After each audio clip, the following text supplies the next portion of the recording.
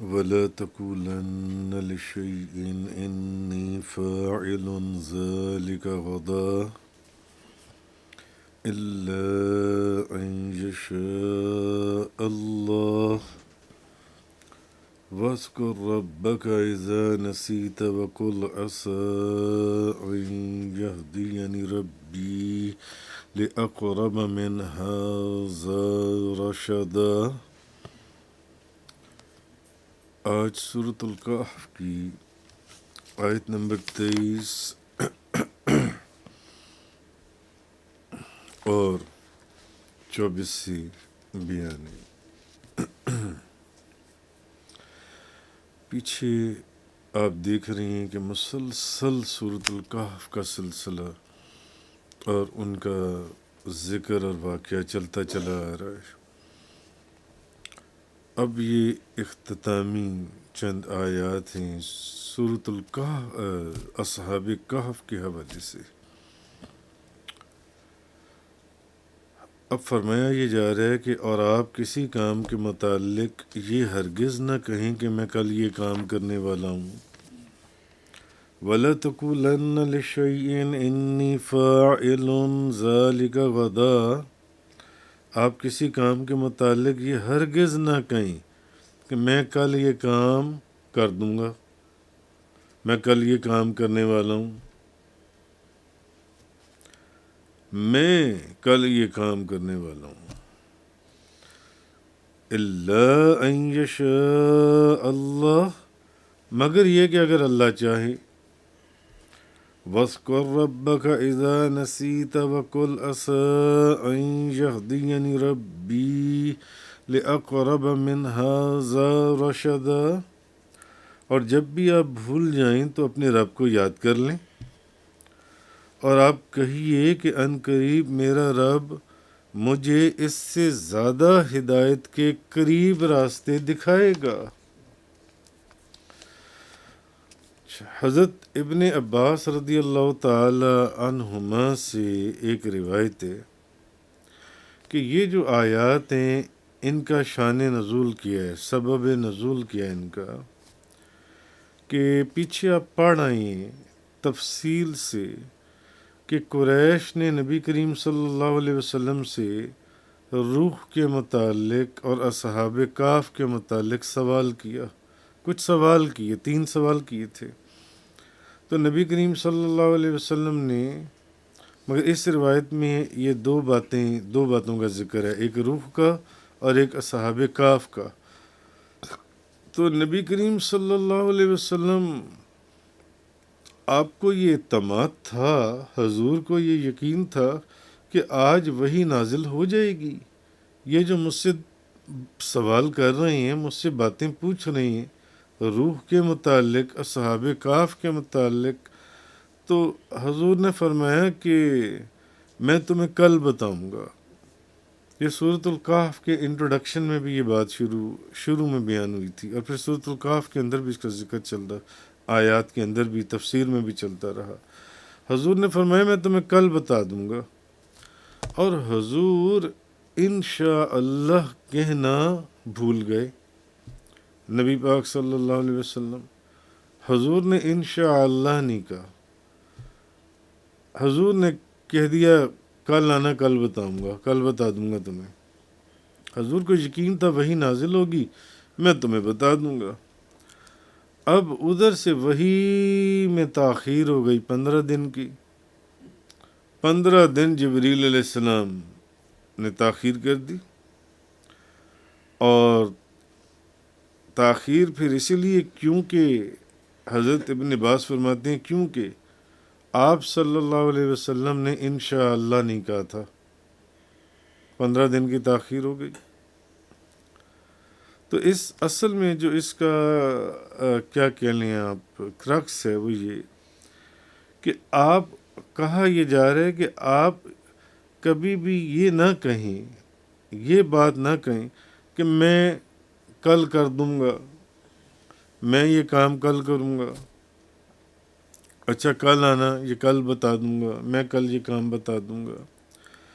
بلکہ کہنا اس طرح چاہیے کہ انشاءاللہ میں کل یہ کام کر دوں گا، میں کل یہ کام کروں گا، انشاءاللہ ساتھ کہنا چاہیے انشاءاللہ۔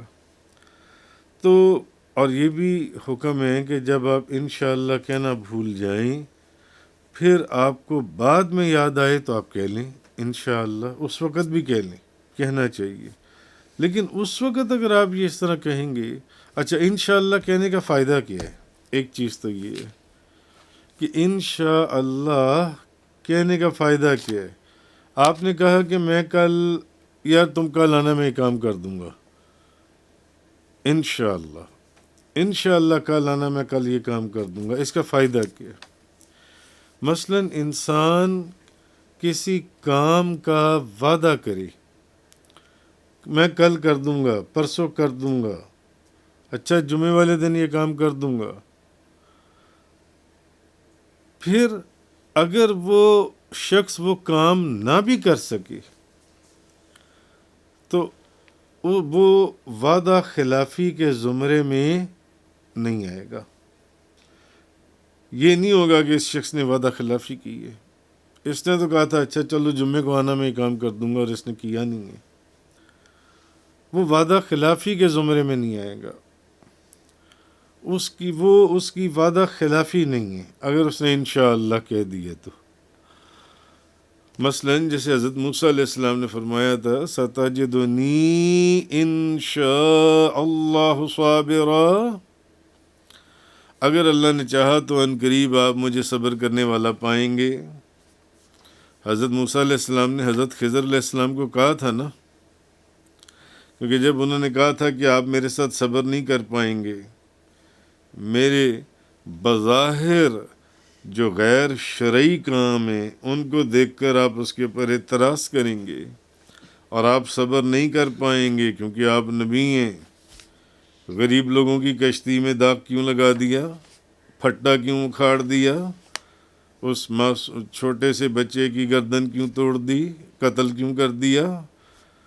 تو حضرت موسیٰ علیہ السلام نے کیا کہا تھا؟ ستجدنی انشاء اللہ صابرا، اگر اللہ نے چاہا انشاءاللہ آپ مجھے صبر کرنے والوں میں پائیں گے۔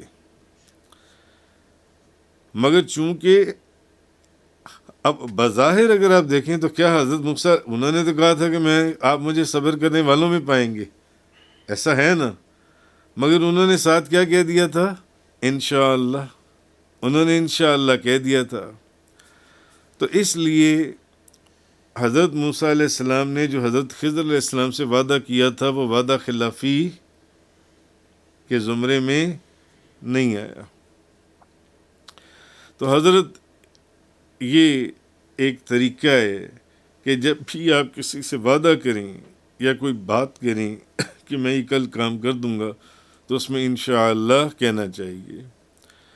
تو امام اعظم ابو حنیفہ اور امام شافعی، آپ کا یہ مذہب ہے کہ اگر کوئی بندہ اپنی بیوی کو طلاق دے اور طلاق کے وقت وہ کہہ دے انشاءاللہ، تو پھر یہ طلاق نہیں ہوگی،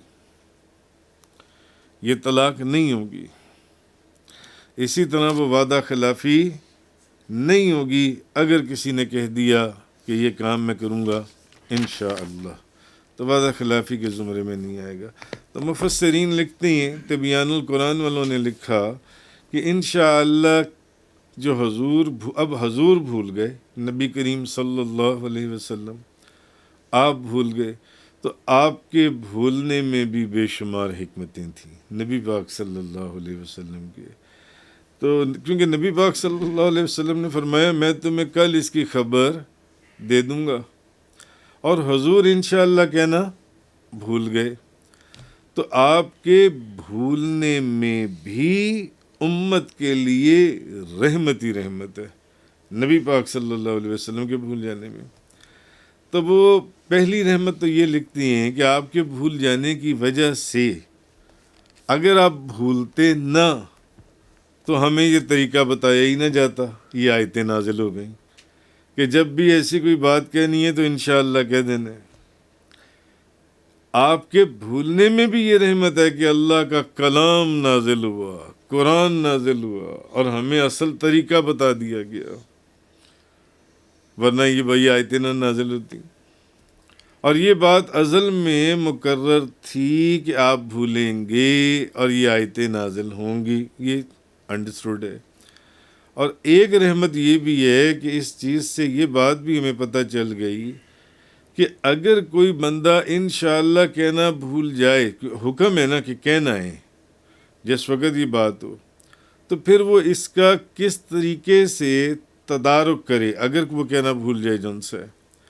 اور تیسری رحمت اس کے اندر جو یہ نازل ہوئی وہ یہ کہ یہ بذات خود یہ جو واقعہ ہے، یہ نبی کریم صلی اللہ علیہ وسلم آپ کے دعوی نبوت کی، جو نبوت کا آپ دعویٰ فرما رہے تھے، اس کی دلیل بن گیا یہ واقعہ جو ان سے ہے۔ یعنی یہ واقعہ نبی پاک صلی اللہ علیہ وسلم کے دعوی نبوت کی دلیل بن گیا، کیونکہ کافر یہ کہتے تھے، اور یہ آپ پیچھے بڑی تفصیل سے پڑھائیے کہ قرآن جو ہے یہ اللہ کا کلام نہیں ہے، بلکہ یہ تو نبی پاک صلی اللہ علیہ وسلم کی لکھی ہوئی کتاب ہے ایک، یہ تو انہوں نے اپنے ہاتھوں سے لکھی ہے، یہ تو انہوں نے گھڑی ہے، اور یہ خود ہی سے گھڑ کر تو یہ اللہ کی طرف منسوب کر رہی ہیں کہ یہ اللہ کا کلام ہے۔ یہ تو آپ کا اپنا بنایا ہوا کلام ہے جس کو آپ نے اللہ کی طرف منسوب کر دیا ہے کہ یہ تو اللہ کا کلام ہے اور اللہ کی کتاب ہے۔ اچھا، اب اس واقعے کیونکہ حضور نے فرمایا کل آنا، میں تمہیں کل اصحاب کہف کے متعلق بتاؤں گا، روح کے متعلق بتاؤں گا، میں تمہیں کل بتاؤں گا یہ چیزیں، اور وہ جو روایات ذوالقرنین کے متعلق بتاؤں گا۔ تو اب حضور نے نہیں بتایا، اب 15 دن حضور نہ بتا سکے کیونکہ وحی میں تاخیر ہو گئی، حضور نے نہیں بتایا۔ اچھا، اب یہ کافر چونکہ یہ کہتے تھے کہ قرآن جون سے ہے وہ نبی پاک صلی اللہ علیہ وسلم کی کتاب ہے، حضور کی لکھی ہوئی تصنیف ہے، یہ اللہ کا کلام نہیں ہے، یہ تو آپ کا اپنا بنایا ہوا کلام ہے۔ ہاں، آپ نے اس کو اللہ کی طرف منسوب کر دیا ہے کہ یہ جو قرآن ہے یہ اللہ کا کلام ہے۔ تو اس واقعے سے یہ جو بیان ہوا ہے پیچھے، اس سے ثابت ہو گیا کہ یہ اس طرح نہیں ہے، کیونکہ اگر قرآن آپ کا اپنا بنایا ہوا کلام ہوتا تو جب آپ نے فرمایا تھا کہ میں کل تمہیں اس کی خبر دے دوں گا تو اگلے دن بتا دیتے۔ آپ کا نہ بتانا اور یہ فرمانا، یعنی کہ وحی کا نازل نہ ہونا، 15 دن کے لیے وحی میں تاخیر ہو جانا، یہ بذات خود آپ کی نبوت کی ایک دلیل تھی کہ واقعی آپ کے اوپر وحی نازل ہوتی ہے اور یہ اللہ کا کلام ہے جو آپ آگے لوگوں کو بتاتے ہیں۔ کیوں؟ جب ورنہ اگر آپ کا اپنا کلام ہوتا، جیسے کہ کفار کہتے تھے کہ یہ آپ نے خود سے گھڑا ہے، تو آپ نے فرمایا تھا کل آ جانا، کل بتا دوں گا، تو جب وہ آتے تو آپ حضور ان کو بتا دیتے اسی وقت، اپنا جو کلام ہوتا، مگر حضور نے نہیں۔ تو یہ واقعہ بذات خود حضور کی نبوت کی ایک دلیل بن گیا، آپ کا بھول جانا بھی آپ کی نبوت کی ایک دلیل بن گیا جو ان سے۔ تو جب آپ پر اس دن وحی نازل نہیں ہوئی بلکہ مسلسل 15 دن تک وحی نازل نہیں ہوئی، تو معلوم ہو گیا کہ یہ آپ کا کلام نہیں ہے اور نہ اس کا نزول آپ کے اختیار میں، نہ اس کا نزول آپ کے اختیار میں، بلکہ ثابت ہو گیا کہ یہ اللہ کا کلام ہے۔ وہ جب چاہتا ہے وہ اس کلام کو نازل فرماتا ہے، اور چونکہ نبی پاک صلی اللہ علیہ وسلم انشاءاللہ کہنا بھول گئے تھے، اس لیے اس دن وحی نازل نہیں ہوئی، اس دن وحی نازل نہیں ہوئی جس دن کا آپ نے وعدہ فرمایا تھا۔ اور یہ اس بات کی واضح دلیل ہے کہ وحی کا نزول آپ کے اختیار میں نہیں ہے، یہ مفسرین نے لکھا ہے۔ تو یہ بذات خود آپ کی نبوت کی دلیل ہے، اور نہ یہ قرآن آپ کا کلام ہے، بلکہ یہ اللہ کی نازل کی ہوئی وحی، اور آپ پر وحی کا نزول ہی آپ کی نبوت اور رسالت کی دلیل ہے۔ نبی کریم صلی اللہ علیہ وسلم کی، آپ کی جن سی ہے۔ تو یہ چیز اس آیہ کریمہ کے اندر اللہ تبارک و تعالیٰ نے ارشاد فرمائی جن سی ہے۔ آگے وقل عسیٰ، اور یوں کہو کہ قریب ہے، یعنی یوں کہو کہ قریب ہے کہ میرا رب میری نبوت پر دلائل کے لیے اصحاب کہف کے اس واقعے سے زیادہ قریب ہدایت کا راستہ دکھا دے۔ اس سے بھی بڑی بڑی نشانیاں حضور کو اللہ نے عطا فرمائیں۔ تم صرف اس ایک واقعے کے اندر اتنی بڑی اس نشانیاں، یا اتنا بڑا کہ جا کر ان سے پوچھو ان کی نبوت اور رسالت کو تو ہم تب مانیں گے اگر وہ یہ بتا دیں کہ اصحاب کہف کا واقعہ کہ وہ لوگ کون تھے جو غار میں چھپے تھے جو ان سے جا کر۔ یعنی کہنے کا مقصد یہ ہے کہ قریب ہے کہ میرا رب میری نبوت پر دلائل کے لیے اصحاب کہف کے اس واقعے سے بھی زیادہ بڑا، اس سے بھی زیادہ قریب کوئی ہدایت کا راستہ دکھا دے جو ان سے، کہ ایسے معجزات عطا فرما دے جو میری نبوت پر اس سے بھی زیادہ دلالت کرتی ہیں، اس سے بھی زیادہ، جیسا کہ پہلے نبیوں کے جو ان سے واقعات ہیں، پھر نبی کریم صلی اللہ علیہ وسلم کی غیب کی باتوں کی پہلے سے خبر دے دینا جو ان سے ہے، پھر قیامت تک پیش آنے والے سارے واقعات کا حضور کا بیان فرما دینا جو ان سے ہے، کہیں چاند کے 2 ٹکڑے کر دینا ہے، حیوانات کا نبی پاک صلی اللہ علیہ وسلم کی بارگاہ میں گواہی دینا جو ان سے ہے۔ تو یہ ساری چیز جو ان سی حضور کی رسالت کی گواہی دینا، حیوانات کا، تو آپ نے آگے یہ فرمایا گیا محبوب ہو سکتا ہے یہ قریش جو ان سے ہیں اور یہ جو یہودی اور یہود و نصارے ہیں، یہ آپ سے اس واقعے کی تصدیق کر کر آپ کی رسالت کی آپ کی نبوت کی دلیل بنانا چاہتے ہیں۔ اس سے بھی زیادہ بڑے اور اس سے بھی زیادہ قریب واقعات جو ان سے اللہ تبارک و تعالیٰ آپ کو عطا فرما دے۔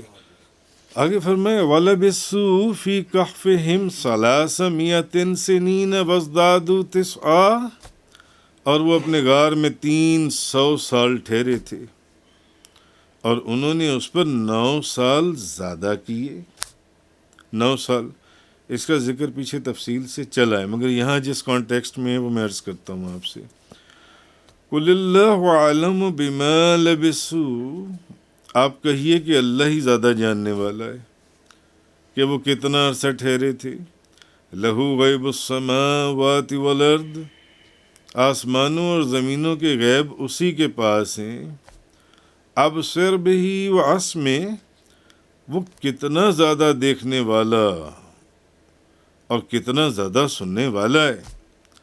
ما لہم من دونہ من ولی ولا یشرک فی حکمہ احدا، اس کے سوا ان کا کوئی کارساز نہیں ہے اور وہ اپنے حکم میں کسی کو شریک نہیں کرتا۔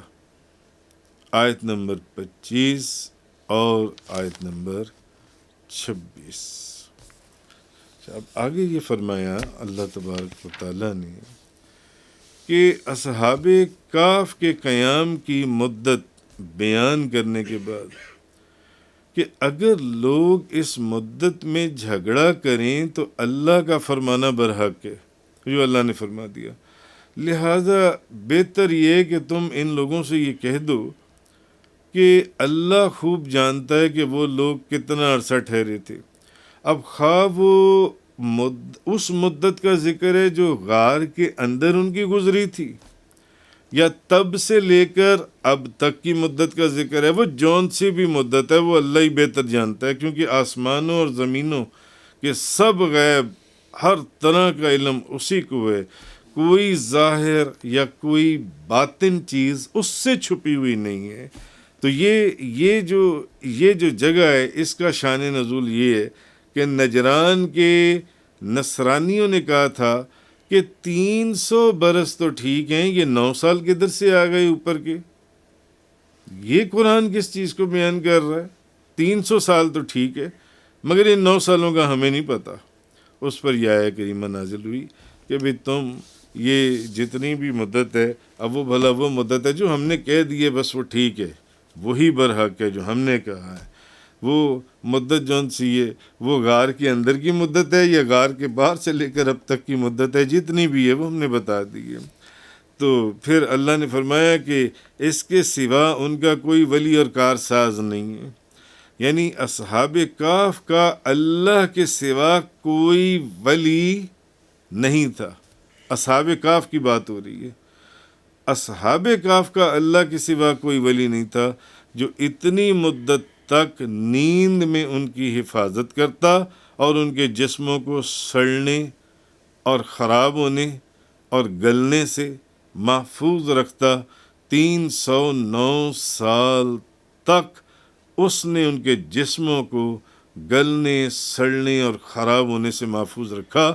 ان کا ولی صرف وہی تھا، کیونکہ اس کے فضل اور اس کے کرم سے وہ بغیر کسی واسطے کے اللہ کے اوپر ایمان لائے تھے اور ایک اللہ کی وحدانیت کا انہوں نے اقرار کیا تھا. اور پھر یہ فرمایا کہ وہ اپنے حکم میں کسی کو شریک نہیں کرتا، کیونکہ جب دو آدمی اپنے حکم کے اندر کسی دوسرے کو شریک نہیں کرتا اس حکم کے اندر، اس کی وجہ یہ ہے کہ اگر دو آدمی کسی چیز میں شریک ہوں تو ہر ایک کو دوسرے پر اعتراض کرنے کا حق حاصل ہوتا ہے.